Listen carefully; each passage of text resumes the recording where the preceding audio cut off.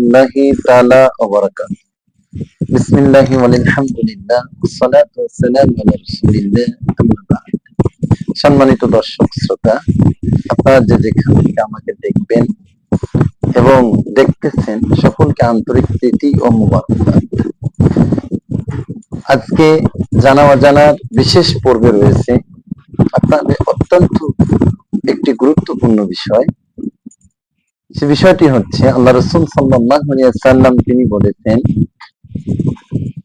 দুটি পেশা আমার আছে, দুইটি পেশা অত্যন্ত গুরুত্বপূর্ণ আমার কাছে।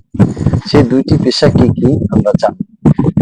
আর আরেকটি বিষয় হচ্ছে যে গরিব, যারা উম্মতে মুহাম্মাদের মধ্যে গরিব ব্যক্তি, তারা জান্নাতে দ্রুত গতিতে জান্নাতে যাবে, সে সম্পর্কে একটি হাদিস এসেছেন।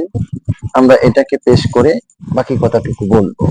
তার আগে আপনাদেরকে বলে রাখতে চাই, অবশ্যই আপনারা সাবস্ক্রাইব এবং পাশে থেকে কমেন্ট এবং মতামত জানিয়ে সকলেই পাশে থাকার চেষ্টা করবেন। আসলে আমরা সেই হাদিসটুকুর দিকে যাই।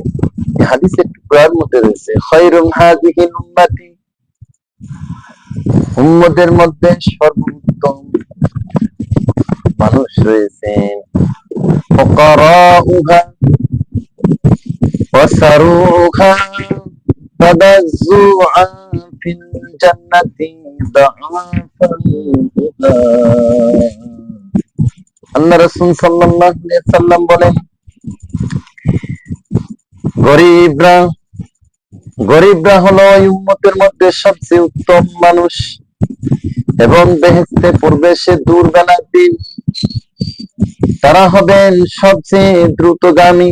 তিনি আরো বললেন, সবচেয়ে উত্তম ওই ব্যক্তিগুলার দিকে। আর আমার দুটি পেশা রয়েছে, পেশা দুটি হলো যে তাহাকে ভালোবাসবে তারা আমাকে ভালোবাসলো, আর যে তাদেরকে ঘৃণা করলো তারা আমাকে ঘৃণা করলো। আমার দুটি পেশা দুটি হচ্ছে, আমি দারিদ্রতা পছন্দ করি আর জিহাদ। সুতরাং জিহাদ আর দারিদ্রতা আল্লাহ রাসূল সাল্লাল্লাহু আলাইহি ওয়াসাল্লামের পেশা ছিলেন। সুতরাং আমরা চেষ্টা করব এর মধ্যে অল্পের মধ্যে তুষ্টি থাকা। সম্মানিত দর্শক শ্রোতা, দারিদ্র হলে দারিদ্র মোচনের চেষ্টা, এটা কর্মক্ষেত্রে আল্লাহ উন্নতি করতে পারে। আল্লাহ আমাদেরকে কবুল করুন।